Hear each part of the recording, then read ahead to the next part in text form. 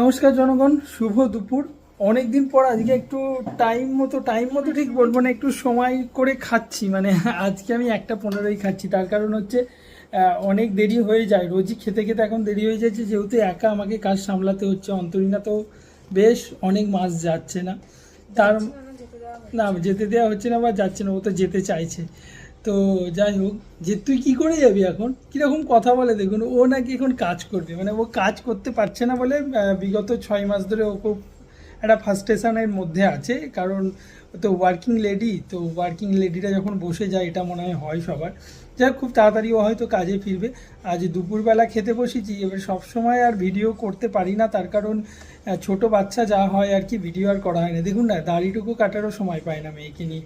যাই হোক, সেটা পরের কথা। আজকে দুপুরে খাচ্ছি, আর একটা জিনিস আপনাদের সাথে শেয়ার করছি। চলুন, আমরা দুপুরের আজকে আছে, এটা কি রে অন্তরীণা? লাউ চিংড়ি, মুসুরির ডাল, আলু ভাজা, আর এখানে মাছ দিয়ে আলু দিয়ে তরকারি।